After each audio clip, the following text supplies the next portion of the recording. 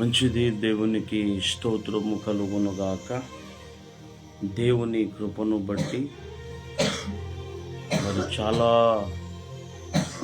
దినముల తర్వాత ఈ లైవ్ ప్రోగ్రాంలోనికి దేవుడు నన్ను నడిపించిన విధమును బట్టి దేవునికి స్తోత్రము కలుగునుగాక. ప్రత్యేకమైన వందనాలు. పరిశుద్ధాత్మ దేవుడు మరి యొక్క అవకాశాన్ని ఈ రీతిగా సకల జనులకు దేవుని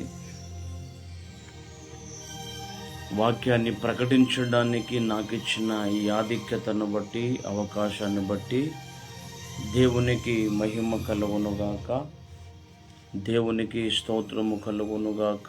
నిజమే, మరి దేవుడు మన జీవితాలలో ఆయన చేస్తున్నటువంటి అద్భుత కార్యాలు ఎన్నెన్నో ఉన్నాయి. నిజంగా దేవుడు చాలా గొప్పవాడు. ఆయన నడిపింపు చాలా అద్భుతమైనటువంటి నడిపింపు కనుక మరి దేవుని కృపను బట్టి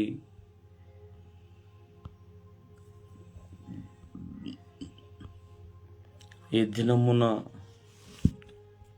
దేవుడు ఎన్నో కార్యాలు చేస్తూ తన కృపలో ఆయన నిలబెడుతూ వచ్చాడు. దేవునికి మహిమ కలుగునుగాక.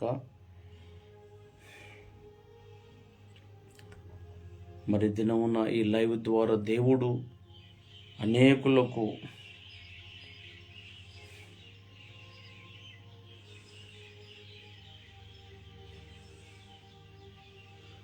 దీవెనకరముగా, ఆశీర్వాదకరముగా ఈ కార్యక్రమం ఉండునట్లుగా, దేవుడే మనతో మాట్లాడినట్లుగా, దేవుడే సహాయము చేయనట్లుగా మనమందరము కూడా మనం ముందుకు సాగుదాం. దేవునికి స్తోత్రము కలుగునుగాక.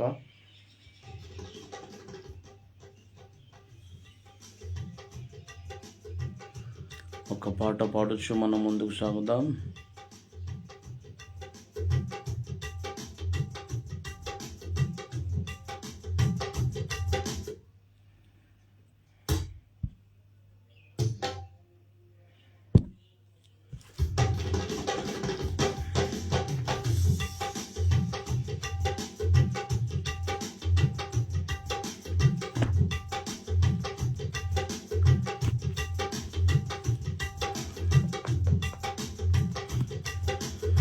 ఆనందమే పరమానందమే, ఆశ్రయపురమైన యేసయ్యా నీలో. ఆనందమే పరమానందమే, ఆశ్రయపురమైన యేసయ్యా నీలో. ఆపత్కాలములన్నిటిలో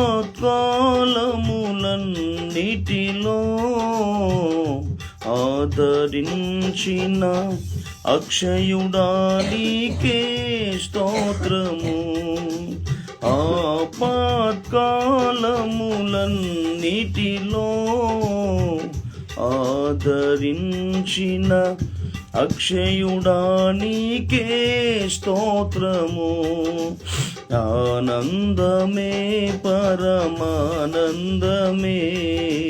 ఆశ్రయపురమైన యేసయ్యా నీలో. ఆనందమే పరమానందమే ఆశ్రయపురమైన యేసయ్యా నీలో. పచ్చిక గల చోట్ల పరుండ చేసితివే, జీవజలములు త్రాగనిచ్చితివే. పచ్చిక చోట్ల పరుండ చేసితివే, జీవజలములు త్రాగనిచ్చితివే. నా ప్రాణమునకు సేద తీర్చితివే, నీతియు శాంతియు నాకిచ్చితివే. నా ప్రాణమునకు సేద తీర్చితివే, నీతియు శాంతియు నాకిచ్చితివే. ఆనందమే పరమానందమే ఆశ్రయపురమైన యేసయ్యా నీలో.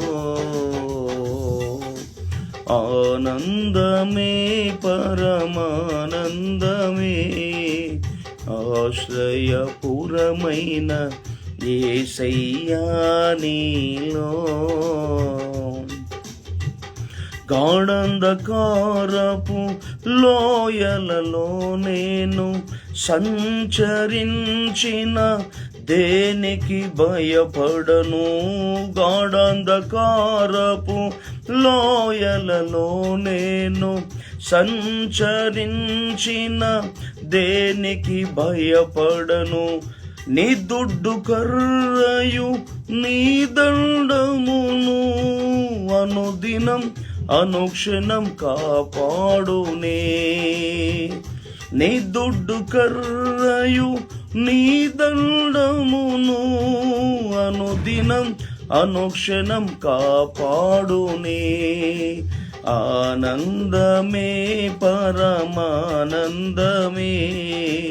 ఆశ్రయపురమైన యేసయ్యా నీలో.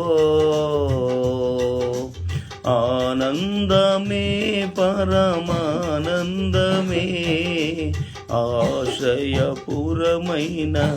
యేసయ్యా నీలో. నా శత్రువుల ఎదుటే నీవు నాకు విందును సిద్ధము చేసావు. నా శత్రువుల ఎదుటే నీవు నాకు విందును సిద్ధము చేసావు. నీతో నేను నీ మందిరములో నివాసము చేసేదా చిరకాలము.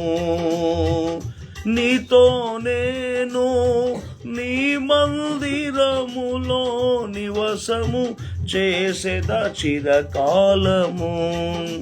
ఆనందమే పరమానందమే ఆశ్రయపురమైన యేసయ్యా నీలో. ఆనందమే పరమానందమే ఆశ్రయ యేసయ్యా నీలో. ఆపత్కాలములన్నిటిలో ఆదరించిన అక్షయుడా నీకే స్తోత్రము. ఆపత్కాలములన్నిటిలో ఆదరించిన అక్షయుడా నీకే స్తోత్రము, ఆనందమే పరమానందమే, ఆశ్రయపురమైన యేసయ్యా నీలో. గ్లోరీ. ఆనందమే పరమానందమే, ఆశ్రయపురమైన యేసయ్యా నీలో. హల్లెలూయా.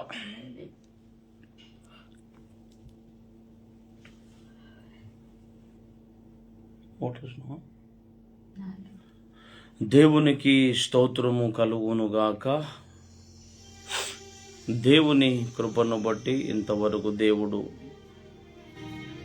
ఈ పాట ద్వారా మహిమ పొంది ఉన్నాడని నేను నమ్ముచున్నాను. మంచిది. మరి ఒక తరుణము ఈ లైవ్ ద్వారా, ఫేస్బుక్ లైవ్ ద్వారా దేవుడు మనకిచ్చిన ఈ ఆధిక్యతను బట్టి దేవునికి స్తోత్రము కలుగునుగాక.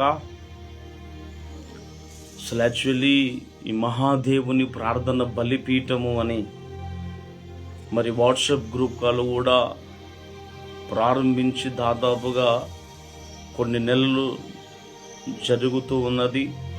ప్రార్థన చేస్తూ ఉన్నాం. మరి ఒక పర్యాయము కొంతమంది విన్నపము మేరకు మరి ఫేస్బుక్ లైవ్ ద్వారా అనేకులకు దేవుని యొక్క సందేశం అందుతుందని సదుద్దేశముతో ఈ ఫేస్బుక్ లైవ్ లోనికి రావడానికి దేవుడు కృప చూపించాడు. దేవునికి స్తోత్రము కలుగునుగాక. కాబట్టి దయచేసి అందరూ కూడా మరి కడవరి కాలములో ఈ చివరి దినాలలో మనము ఉంటున్నాం. యేసయ్య రాకడ అతి సమీపము కనుక మనమందరము కూడా మన బ్రతుకులను, మన జీవితాలను మనము సరిచేసుకొని ఆత్మ సంబంధమైన మందిరాలుగా సజీవమైన రాళ్ల వలె మనము కట్టబడుచు, మలచబడుచు, చెక్కబడుచు దేవుని సారూప్యములోనికి క్రైస్తవ సమాజము రావాలని మరి ఆనాడు పౌలు తన పత్రికలలో రాసినట్లుగా నిజంగా ఈనాడు యావత్ భూమి మీద ఉన్న ప్రతి క్రైస్తవునికి క్రీస్తు సారూప్యము రావాలని మరి దేవుడు కూడా ఆశపడుతూ ఉన్నాడు. ఆ క్రీస్తు సారూప్యములోనికి మనమందరము రావాలి అంటే మరి దేవుని చేత మనము మలచబడి, చెక్కబడి, సరిచేయబడుతూ ఉండాలి. ఎప్పుడు మలచబడి, చెక్కబడి, సరిచేయబడుతూ ఉంటామో దేవుడు అనుకున్నటువంటి సారూప్యములోనికి మనము రాగలుగుతాము. దేవునికి స్తోత్రము కలుగునుగాక. మంచిది. మరి మనమందరం డిసెంబర్ మాసం క్రిస్మస్ సీజన్, మరి క్రిస్మస్ సీజన్లోనికి మనమందరం వచ్చాము. దేవుడు నడిపించాడు. మరి భూమి మీద ఉన్న ప్రతి సంఘాలలో ప్రతి క్రైస్తవుడు కూడా మరి క్రిస్మస్ సంబరాలు, వేడుకలు జరుపుకొనుచు సంతోషిస్తూ, ఆనందిస్తూ దిక్కులేని వారికి, అనాథలకి, పేదవారికి, విధవరాండ్రకి అనేకులకు కూడా క్రీస్తు ప్రేమను కనుపరుస్తూ వారికి తోచిన సహాయము మరి దేవుని బిడ్డలందరూ కూడా వాళ్ళు సహాయము చేస్తూ ఈ క్రిస్మస్ మాసములో మరి యేసు ప్రభు సకల జనుల కొరకు, భూమి మీద ఉన్నటువంటి ప్రతి మానవుని కొరకు యేసు ప్రభు ఈ భూమి మీదకి వచ్చి కన్య మరియ గర్భమున మరి జన్మించాడని సువార్త ప్రకటిస్తూ, సువార్తతో పాటు వారికి కలిగిన దాంట్లో కొంత సహాయము కూడా మరి దేవుని బిడ్డలు చేస్తూ ఉన్నారు. నిజంగా మరి నిజమైన క్రిస్మస్ ఏంటంటే దిక్కులేని వారిని, బీదవారిని, విధవరాండ్రను, తల్లిదండ్రులు లేని వారిని ఆదరించడమే నిజమైన క్రిస్మస్. అలాగే యేసు ప్రభు కొరకు, యేసు ప్రభు యొక్క సువార్త నశించిపోయిన దానిని వెదికి రక్షించడానికి యేసు ప్రభు ఈ భూమి మీదకి వచ్చాడని కూడా సువార్త చెబుతూ వారికి అందాల్సిన సువార్త భారము మరి వారికి అందిస్తూనే అనేకులకు స్వీట్లు, మరి కేకులు, తర్వాత భోజనాలు, మంచి మంచి వారికి కావలసినటువంటి సామాగ్రి, అది వ్యక్తిగతమైన సామాగ్రి కావచ్చు, గృహపరమైన సామాగ్రి కావచ్చు, ఎలాంటిదైనా అన్ని విషయాలలో దేవుని బిడ్డలు మరి డిసెంబర్ మాసంలో క్రిస్మస్ సీజన్లో మరి సహాయం చేస్తూ ఉంటారు. నిజంగా అది దేవుడు మనందరికి ఇచ్చిన గొప్ప భాగ్యము. ఎందుకంటే మనమే కాకుండా మనతో పాటు కొంతమంది బాగుండాలి, వారికి కూడా తోచిన సహాయము చేయాలి అనే దేవుడు నేర్పినటువంటి ఆ ప్రేమ, ఆ సహాయము, ఆ కరుణ. కాబట్టి ఈనాడు ఈ క్రిస్మస్ సీజన్లో అందరూ కూడా తమకు తోచిన సహాయాన్ని చేస్తూ క్రీస్తు ప్రేమను, దేవుని సువార్తను ప్రకటించే పనిలో ఉన్నారు. మరి నా దేవుని సంబంధులైన నా ప్రియబిడ్డలందరికీ కూడా ప్రభు పేరిట వందనాలు. దేవుడు మిమ్మల్ని అందరినీ దీవించునుగాక. యేసయ్య వచ్చేంత వరకు కూడా అనేకులకు మనము సహాయము చేస్తూ, అనేకులను ఆదరిస్తూ, అనేకులను ఓదారుస్తూ, నిత్య నరకాగ్ని గుండం ఉన్నది, నరకాగ్ని గుండము నుంచి తప్పించబడాలి అంటే ఏకైక మార్గము యేసు ప్రభు అని దేవుడి భూమి మీదకి ఎందుకు వచ్చాడో ఆ రక్షణ సువార్తను కూడా మనము ప్రకటిస్తూ, ఎవరు కూడా నశించిపోకుండా, ఎవరు కూడా నిత్య నరకాగ్ని గుండానికి వెళ్లకుండా అందరూ కూడా క్షేమకరమైనటువంటి మోక్ష మార్గానికి చేరాలని సదుద్దేశముతో మరి సువార్తను ప్రకటిస్తున్నటువంటి నా దేవుని బంధువులందరికీ కూడా ప్రభు పేరిట వందనాలు. ఎందుకంటే మరి లైవ్ ద్వారా ఇంకా ఎవరైనా దేవుని ఎరగకుండా ఉన్నటువంటి మరి ప్రజలు, వ్యక్తులు ఎవరైనా ఉంటే కనుక ఇదిగా దేవుని దాసునిగా నేను చెబుతున్న మాట ఏంటంటే, ఎవరిని మభ్యపెట్టో, ఎవరిని ప్రలోభపెట్టో, ఎవరికి ఏదో చెప్పడం అని కాదు, వాస్తవాన్ని మాట్లాడాలని దేవుడు నాకు నేర్పించాడు. కనుక దేవుని కృపను బట్టి దేవుడు చెబుతున్న మాట, నరకాగ్ని గుండము ఒక్కటి ఉన్నది, నరకాగ్ని గుండము ఒక్కటి ఉన్నది. ఆ నరకము నుండి ఎవ్వడు కూడా మనల్ని తప్పించలేడు. నరకమున అగ్ని ఆరదు, పురుగు చావదు. యుగ యుగములు ఆ వేదనను మనము భరించలేము.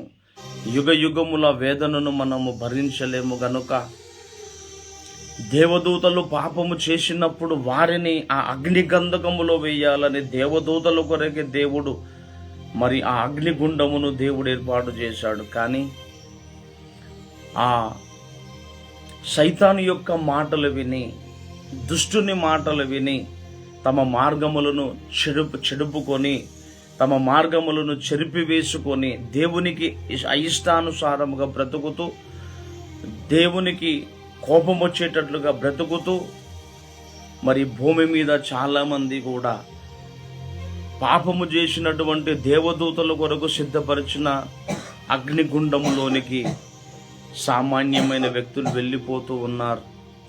కాబట్టి ప్రియ సహోదరి, సహోదరుడా, నీవెవరవైనా ఈ దినమున ఒక అవకాశము దేవుడు మనకిచ్చాడు. నరకాగ్ని గుండంలో నేను పడకూడదు, నేను యుగ యుగాలు దేవునితో ఉండాలి అని ఒకవేళ నీ హృదయములో నువ్వు తీర్మానించుకుంటే,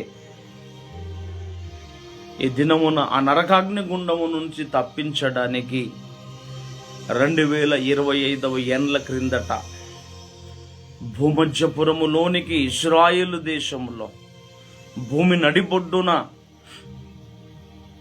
కన్యమరియ గర్భమున యేసుక్రీస్తు, యేసు ప్రభువు మన కొరకు జన్మించి ఉన్నాడు. దేవుని వాక్యము సెలవిస్తున్నట్లు, బైబిల్ చెబుతున్నట్లుగా యేసుక్రీస్తు పాపలను రక్షించడానికి ఈ భూమి మీదికి వచ్చాడనే లేఖనము నెరవేరింది. ఆ యేసు ప్రభువును ఈ దినమున నీ హృదయములో సొంత రక్షకునిగా నువ్వు స్వీకరించుకో. నువ్వు మతం మారాల్సిన అవసరం లేదు, నీ పద్ధతులు ఇవన్నీ మారాల్సిన అవసరం లేదు. కానీ నీ హృదయములో నువ్వు అడుగు, నువ్వెవరవైనా అడుగు, నిజంగా నాకు విముక్తి, నాకు నిజంగా రక్షణ కావాలి, నిజంగా నేను మారు మనసు పొందాలి. నువ్వు ఏ మతంలో ఉంటావు ఉండు, నువ్వు ఏ కులంలో ఉంటావు ఉండు. ఈ కులము మతాలు కాదు దేవునికి కావలసింది. దేవునికి కావలసింది నీ హృదయము. దేవునికి కావలసింది నీ హృదయము. నీ హృదయము దేవునికి ఇస్తే చాలు. నీ హృదయములో, నీ మనస్సులో నిజంగా నువ్వు నిజ దేవుడవైతే, నన్ను ఈ నరకాగ్ని గుండము నుండి నేను తప్పించబడాలంటే నేనేమి చెయ్యాలి అని భక్తులు అడిగినట్లుగా నువ్వు అడిగితే దేవుడి నీ యొద్దకు వస్తాడు. దేవుడి నీ హృదయములో ఇప్పటి వరకు లేని నీ హృదయములో ఆ సమాధానము దేవుడు నీ హృదయములో, నీ మనసులో ఆయన కలగజేస్తాడు. ఆయన మాట్లాడే దేవుడు. ఆయన మాట్లాడని రాయి, చెట్టు, గుట్ట కాదైనా మాట్లాడే దేవుడు. ఆయన స్వరము నువ్వు వినిపిస్తాడు. ఆయన స్వరమును నువ్వు వింటావు. ప్రభువా, మరి యేసు ప్రభు మరి ఈ నరకాగ్ని గుండము నుండి మమ్మల్ని విడిపిస్తాడని ఎదుగో ప్రభువా, నీ భక్తులు, నీ దాసులు మరి చెబుతూ ఉన్నారు. ఒకవేళ నిజంగా నువ్వు దేవుడవైతే నాతో మాట్లాడు. నా పాపముల నుంచి నాకు విడుదల కలగజేయి. నా బ్రతుకును మార్చండి, నా జీవితాన్ని మార్చండి. నేను పాపములో ఉన్నాను, పాప జీవితము జీవిస్తున్నాను. నిజంగా నా హృదయములో, నా మనసులో సమాధానము, శాంతి, నెమ్మది లేదు అని ఒకవేళ నువ్వు ప్రార్థన చేస్తే, నీకు వచ్చిన భాషలో ప్రార్థన చేయి. మనిషితో మాట్లాడుతున్నట్లుగానే నీ మాటలు నిజంగా నీ హృదయములో నుండి నువ్వు పలుకుతే చాలు. తప్పకుండా దేవుడు దర్శించువాడు. దేవుడు నిన్ను దర్శిస్తాడు. దేవుడు నీ హృదయంలోనికి వస్తాడు. నీ హృదయంలో ఇప్పటి వరకు ఎవ్వరు కూడా కలగజేయలేనటువంటి, చూపించలేనటువంటి ఆ సమాధానము నీకు కలుగుతూ ఉన్నది. అయ్యా, నువ్వు నిజమైన దేవుడవంట, నరకము నుండి తప్పించే దేవుడవని ఎందరో చెబుతూ ఉన్నారయ్యా. నిజంగా యేసు ప్రభువా, నా హృదయములోనికి రండి, నా బ్రతుకులోనికి రండి. ఈ దినమున మిమ్మల్ని నేను ఆహ్వానిస్తున్నాను. ఈ దినమున మిమ్మల్ని నేను ఆహ్వానిస్తున్నాను. నాలోనికి రావాలి ప్రభువా. నేను నరకాగ్ని గుండానికి వెళ్ళొద్దయ్యా.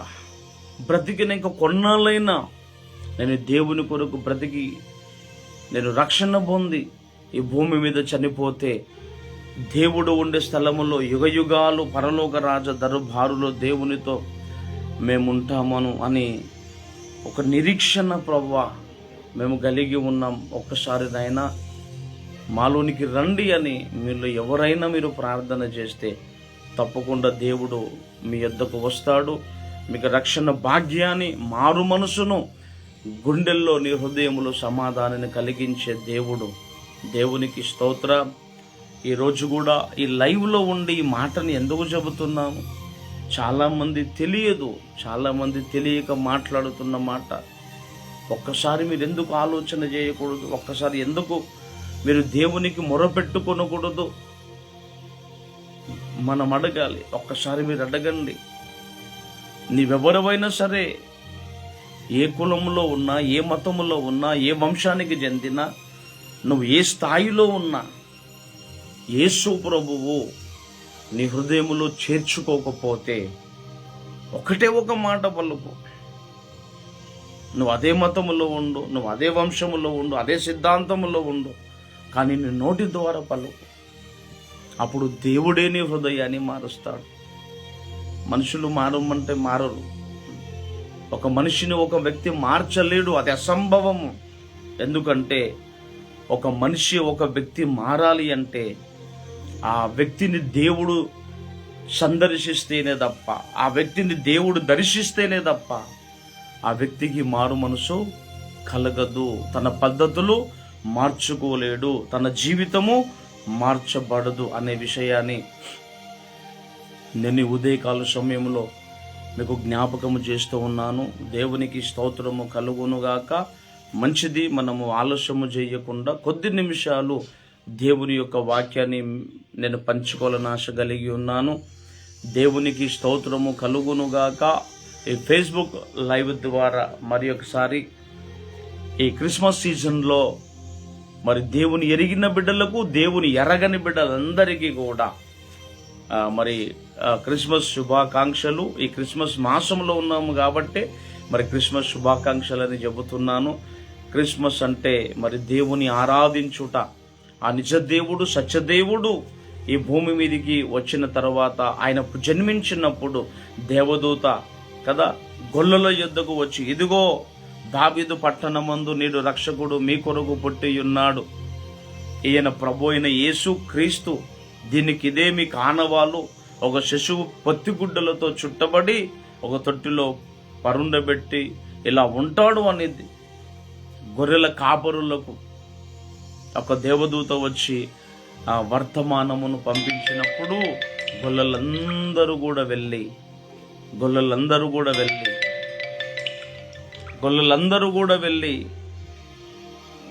ఆ యేసయ్యను చూశారు. అందరూ కూడా లోకానికంతా వాళ్ళ సువార్తను చాటింపు చేశారు. దేవునికి స్తోత్రము కలుగునుగాక.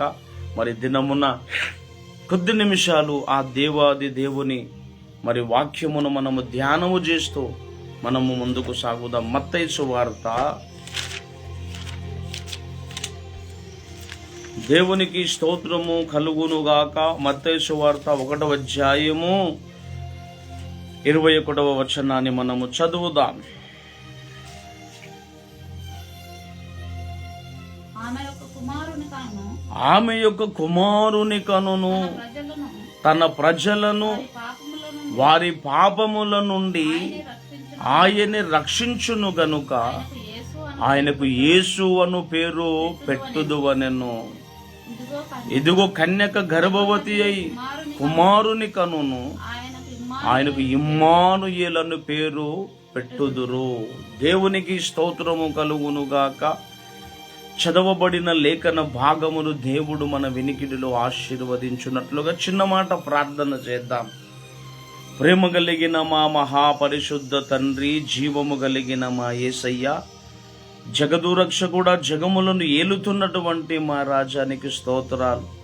నువ్వెంతైనా నమ్మదగిన దేవుడవు, చాలిన దేవుడవు నా తండ్రి. ఎదుగో ఈ ఉదయకాల సమయములో నా తండ్రి, ఈ లైవ్ ద్వారా, ఈ ఫేస్బుక్ లైవ్ ద్వారా అనేకులు దేవుని వాక్యమును విని నాయన తమ జీవితాన్ని, తమ బ్రతుకులను దిద్దుకొని దేవుని ఎరగనటువంటి వారికి కూడా వారి హృదయములో ఇదిగో నాయన మీరే కొలువై ఉండండి, మీరు ప్రత్యక్షముగా నీ బిడ్డలతో మీరు మాట్లాడండి నాయన. అయాన తండ్రి, యేసుక్రీస్తు ఈ భూమి మీదకి ఎందుకు రావలసి వచ్చింది? దేవుడే ఎందుకు నరవతారం ఎత్తి భూమి మీదకి ఎందుకు రావలసి వచ్చింది? భారతదేశంలో ఉన్నటువంటి ఉపనిషత్తులు, భారతదేశంలో ఉన్నటువంటి గ్రంథాలలో దేవుడు ఎందుకు రాయించాడు? ఎందుకు దేవుడు కనబడుతున్నాడు అంటే, నశించిపోయిన దానిని వెతికి రక్షించడానికి మనిషి కుమారుడు ఈ భూమి మీదకి వచ్చాడనే సంగతి సకల జనులకు అర్థమయ్యేటట్లుగా ప్రభువా మీరు కార్యము చేస్తురండి. నాతో మా తొందరతో మీరు మాట్లాడి నీ స్వరమును వినిపింపజేసి ఒక్క ఆత్మనైనా రక్షణలోకి రాగలుగుటకు పరిశుద్ధాత్ముడా మీరు నడిపించి మీరు మహిమ పొందుమని యేసు పరిశుద్ధ నామమున ప్రార్థించి వేడుకొనుచున్నాము తండ్రి, ఆమేన్. దేవునికి స్తోత్రము కలుగునుగాక. దేవుని కృపను బట్టి మరి ఈ ఉదయకాల సమయంలో మీకు ఒక శుభవర్తమానము నేను తెలియజేస్తున్నాను. ఏంటంటే, ఆమె యొక్క కుమారుని కనును తన ప్రజలను వారి పాపముల నుండి ఆయన్ని రక్షించును గనుక ఆయనకు యేసు అను పేరు పెట్టుదువు అనెను. యేసు అనగా రక్షకుడు అని అర్థం. యేసు ప్రభు ఈ భూమి మీదకి ఎందుకు రావలసి వచ్చింది? అసలు దేవుడే భూమి మీదకి ఎందుకు రావాలి అంటే భూలోకము చెడిపోయింది. భూలోకము పాపముతో నిండిపోయింది. సర్వమానవాళి చెడిపోయింది. సర్వమానవాళి పాపములో నిండిపోయింది. అరే, సర్వమానవాళి పాపములో నిండిపోయింది అంటున్నావు కదా, మరి పాపము లేని మనుషుని దేవుడు తయారు చేయలేడా? ఎందుకు పాపములోనే తయారు చేశాడా దేవుడు అనే క్వశ్చన్ మీలో కలుగొచ్చని నేను అనుకుంటున్నాను. దేవుడు మొదటగా పాపము లేనటువంటి వ్యక్తులను సృజించాడు. పాపము లేనటువంటి ప్రజలను దేవుడు సృజించాడు. తన పోలిక చొప్పున, తన పోలికలో, తన స్వరూపమందు దేవుడు నరుని సృజించాడు. అయితే వాళ్ళు అప్పటి వరకు కూడా ఆత్మ సంబంధమైన వ్యక్తులుగా వాళ్ళు ఉన్నారు. మహిమ దేహాలతో ఉన్నారు. ఎప్పుడైతే దేవుడు తినకూడని పండు ఈ పండు తినకూడదని ఎప్పుడైతే దేవుడు వారికి ఆజ్ఞ ఇచ్చాడో, తినకూడని పండు, ఈ పండును తినొద్దు, ఇది తింటే మీ కన్నులు తెరవబడతాయి, మీరు పాపము చేసినట్లు పాపములో పడిపోతారు, దీనిని ముట్టకూడదు అన్నప్పుడు అక్కడ జరిగినటువంటి కార్యక్రమం ఏంటంటే, ఈ భూమి మీద దేవుడు మొట్టమొదట ఆదామును, తర్వాత హవ్వను దేవుడు తయారు చేశాడు. ఆ క్రమంలో అప్పటి వరకు దేవుని ఆధీనములో, దేవుని స్వాధీనములో, మహిమైశ్వర్యముతో, మహిమ దేహాలతో ఉన్నటువంటి ఈ దంపతుల జీవితంలో ఒక సంఘటన జరిగింది. ఏంటంటే సైతాను వచ్చి అక్కడ హవ్వను శోధించాడు. అలా తర్వాత హవ్వ మాట విన్న ఆదాము కూడా పండు తిని ఇద్దరు ఏం చేశారంటే దేవుని ఆజ్ఞను అతిక్రమించారు. అప్పటి వరకు భూమి మీద లేనటువంటి పాపము, అప్పటి వరకు భూమి మీద ఆవిర్భవించలేనటువంటి పాపము, ఎప్పుడైతే వీరు తినకూడని ఆ పండును తిన్నారో, దేవుని ఆజ్ఞను అతిక్రమించారో, పాపము ఆవిర్భవించింది. పాపము చేశారు. ఆ పాపము చేసినందుకు సర్వమానవాళి కూడా పాపములోనే ఉన్నది. అందరికీ ఒక్కొక్క మనిషి, ఇక ఆదాము అవ్వలకు పుట్టినటువంటి కుమారులు, వారి రక్తములో పాప నియమం ఉన్నది, పాప స్వభావం ఉన్నది. అలాగే అలా దేవుడు అంటున్నాడు ఏంటంటే, ఈరోజు మనం అందరము కూడా కదా పాపులమే. మరి పాపులము అయినప్పుడు యేసయ్య మిమ్మల్ని పరిశుద్ధులుగా చేయడా అని అంటే, ఆనాడు పాపులుగా ఉన్నట్టు మనుషులందరూ కూడా వారి యొక్క పుట్టుక అంతా కూడా మరి పాపములోనే ఉన్నది. మనలో పాప నియమం ఉన్నది. మనము పాపులమే. పాపులను రక్షించడానికి కదా యేసు ప్రభు వచ్చాడు. పాపులను రక్షించడానికి కదా మరి భూమి మీద యేసు ప్రభు వచ్చాడు అని అంటే, వాస్తవమే, పాపులను రక్షించడానికి యేసు ప్రభు ఈ భూమి మీదకి వచ్చాడు. ఎప్పుడైతే ఆదాము అవ్వలు చేసినటువంటి ఆ పాపములో మనము కూడా పాలిభాగస్తులమయ్యాం. మనం ఏ నేరము చేయలేదు, ఎవరిని చంపలేదు, ఎవరిని హత్య చేయలేదు కదా, దేనిని కూడా మనము అది చేయలేము. కానీ మన మూల పితరులైనటువంటి ఆదాము అవ్వలు చేసినటువంటి ఆ పాప నియమము మన అవయవములలో ఉన్నది. దేవునికి స్తోత్రం. ఆ పాప నియమము మన అవయవములలో ఉన్నది. అందుకనే భూమి మీదికి యేసు ప్రభు ఎందుకు వచ్చాడంటే, సర్వ మానవాళి కూడా యేసు రక్తము ద్వారా శుద్ధిపరచబడుతుంది. యేసు రక్తము సర్వ మానవాళిని శుద్ధి చేస్తుంది. కనుకనే యేసు ప్రభు ఈ భూమి మీదికి రావలసి వచ్చింది. దేవునికి స్తోత్రము కలుగును గాక. అందుకనే మొదటి యోహాను పత్రిక 1 యోహాను పత్రిక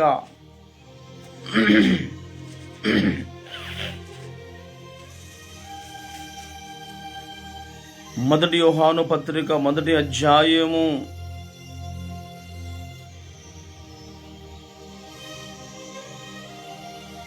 8వ వచనము మనము చదువుదాం. ఇళ్ళకి 7వ వచనము చదువుదాం.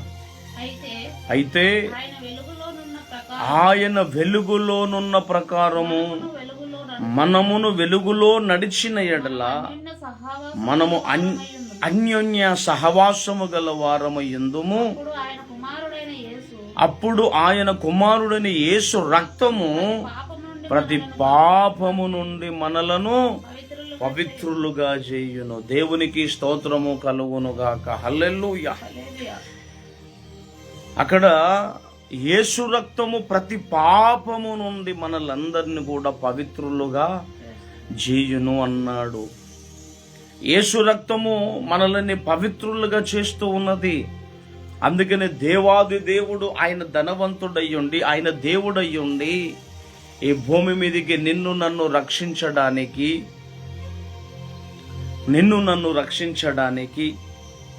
కదా, నిన్ను నన్ను మోక్షములోనికి తీసుకుని వెళ్ళడానికి, పాపములో ఉన్న మనల్ని పరిశుద్ధులుగా చేయడానికి, పాపమును గడగడానికి, ఈ పాపమనే ముళ్ళును దేవుడు విరవడానికి నరవతారం ఎత్తవలసి వచ్చింది. దేవునికి స్తోత్రం. హల్లెలూయా. ఫిలిప్పీలకు రాసిన పత్రిక 2వ అధ్యాయము 6వ వచనములో దేవుడు ఈ మాటను మనకు సెలవిస్తూ ఉన్నాడు. ఫిలిప్పీలకు రాసిన పత్రిక 2:6, ఆయన దేవుని స్వరూపము కలిగిన వాడయ్యుండి దేవునితో సమానముగా ఉండుట విడిచిపెట్టకూడని భాగ్యమని ఎంచుకొనలేదు గాని మనుషుల పోలికగా పుట్టి దాసుని స్వరూపమును ధరించుకొని తన్ను తాను రిక్తునిగా చేసుకొనను. ఖాళీ చేసుకున్నాడు, ఏమీ లేదు. మరియు ఆయన ఆకారమందు మనుషుడుగా కనబడి మరణము పొందునంతగా, అనగా శిలువ మరణము పొందునంతగా విధేయత చూపిన వాడై తన్ను తాను తగ్గించుకొనెను. దేవునికి స్తోత్రము కలుగునుగాక. హల్లెలూయా.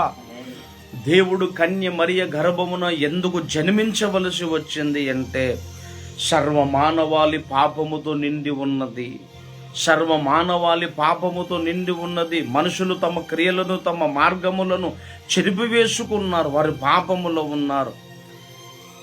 ఈ ప్రజలందరూ కూడా పాపంలో ఉంటే అందరూ కూడా నరకాగ్ని గుండానికి వెళ్తారు. మరి ప్రజలను రక్షించాలి, ప్రజలను కాపాడాలి.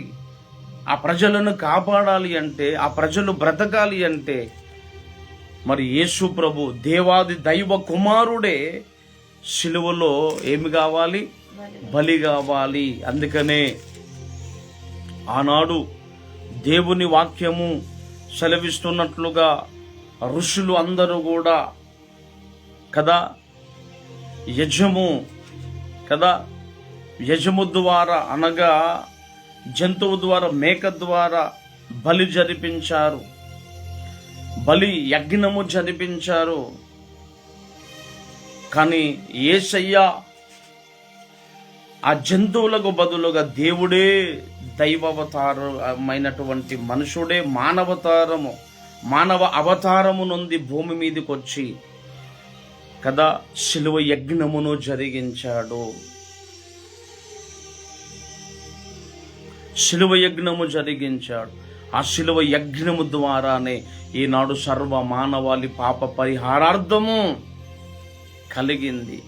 ఆ శిలువలో యేసయ్య కార్చిన రక్తము ఈనాడు సకల జనులు రక్షణ పొందుటకు, మారు మనసు పొందుటకు వారి పాపములు కడగబడ్డాయి.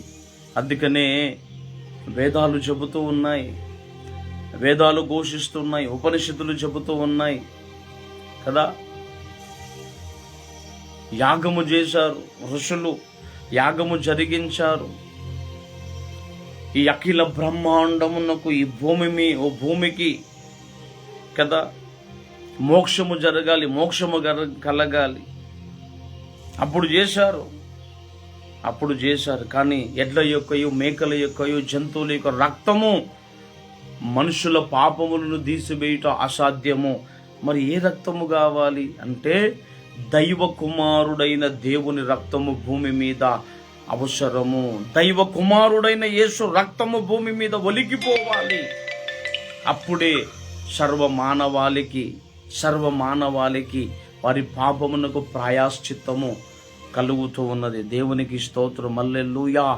అందుకనే దేవుడయ్యుండి తానే మానవుడిగా భూమి మీదకి వచ్చాడు, నీ కొరకు, నా కొరకు. అందుకని కన్య మరియ గర్భమున యేసు ప్రభు జన్మించవలసి వచ్చింది.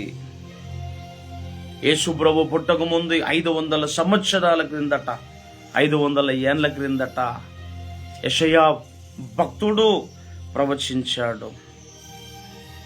ఆయన వధకు తేబడినటువంటి గొర్రె వలె మౌనముగా ఉన్నాడు. వధకు తేబడినటువంటి గొర్రె వలె మౌనముగా ఉన్నాడు. అంటే యేసు ప్రభు పుట్టిన తర్వాత కాదు చెప్పిన ప్రవచనం. యేసు ప్రభు పుట్టక ముందు క్రీస్తుకు పూర్వము 500 ఏండ్ల క్రిందట యెషయా భక్తుని ద్వారా, యెషయా ప్రవక్త ద్వారా దేవుడు పలికించిన వాస్తవము ఏమిటంటే, ఇదిగో ఒక మనుషుడు భూమి మీదికి రాబోతాడు. ఒక మనుషుడు సర్వమానవాళి పాపము కొరకు ఆయన చనిపోతాడు. ఆయన ఎలా చనిపోతాడు, ఎలా శిలువ యజ్ఞము చెందుతాడో కూడా క్లియర్గా ఆ గ్రంథములో దేవుడు రచింపజేశాడు. దేవునికి స్తోత్రము కలుగునుగాక. యెషయా 53వ అధ్యాయము 5వ వచనములో అన్నాడు ఆయన, మన అతిక్రమ క్రియలను బట్టి అతడు గాయపరచబడెను, మన దోషములను బట్టి నలుగగొట్టబడెను, మన సమాధానార్థమైన శిక్ష అతని మీద పడెను, అతడు పొందిన దెబ్బల చేత మనకు స్వస్థత కలుగుచున్నది.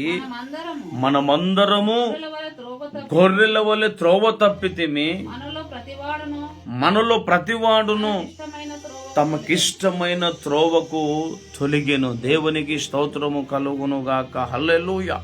ఇక్కడ చదివితే యెహోవా మన అందరి దోషం అతని మీద మోపెను, అతడు దౌర్జన్యము నొందెను, బాధింపబడినను అతడు నోరు తెరవలేదు. వదకు తేబడు గొర్రె పిల్లయు బొచ్చు కత్తరించు వాని ఎదుట మౌనముగా నుండునట్లు అతడు నోరు తెరవలేదు. అన్యాయపు తీర్పు నొందిన వాడై అతను కొనుపోబడిను. అతడు నా జనుల అతిక్రమములను బట్టి చాలు మొత్తబడిను కదా. బదుకు తేబడిన గొర్రె మౌనముగా ఎలా ఉంటుందో, బొచ్చు కత్తరించువాని ఎదుట గొర్రె మౌనముగా ఎలా ఉంటుందో, యేసయ్య సిలువలో ఎన్ని దెబ్బలు కొడుతున్నా కదా, ఎన్ని అవమానము పరిచినా, ఎన్ని శ్రమలను ఆయనకు విధించిన, ఎన్ని శిక్షలు ఆయనకు విధించిన ఆయన నోరు తెరవలేదు. ఎందుకంటే యజ్ఞము జరగాలి, దైవ కుమారుడే, దేవుని కుమారుడే భూమి మీదకి రావాలి, సర్వమానవాళి పాప పరిహారార్థ నిమిత్తము పుణ్యపురుషుని దేవుని రక్తము భూమి మీద ఒలికిపోతేనే తప్ప ఈ భూమి మీద ఉన్న ప్రజలకు రక్షణ కలగదు, స్వస్థత కలగదు, వారి పాపములకు ప్రాయశ్చిత్తము కలగదు అనే విషయము దేవుని తెలుసు. కనుకనే గలతీ పత్రికలో అన్నాడు 4వ అధ్యాయములో, తగిన కాలమందు, ఆ కాలమును చూశాడు. ఎవరైనా వస్తారా, ఎవరైనా నా ప్రజల పాపముల నుంచి విడుదల కలిగిస్తారా అని అనుకున్నారు, కానీ ఏ మానవుడు కూడా రాలేడు. ఏ మానవుడు కూడా మనుషుల పాపాలను తీసివేయలేడు. కాలము సంపూర్ణమైనప్పుడు దేవుడే 4:4 గలతీ 4:4 అన్నాడు ఆయన. అయితే కాలము పరిపూర్ణమైనప్పుడు దేవుడు తన కుమారుని ఈ లోకమునకు పంపెను. దేవునికి స్తోత్రము కలుగును గాక. హల్లెలూయా. దేవుడే తన కుమారుని ఈ లోకానికి పంపాడు. ఎందుకు పంపాడు?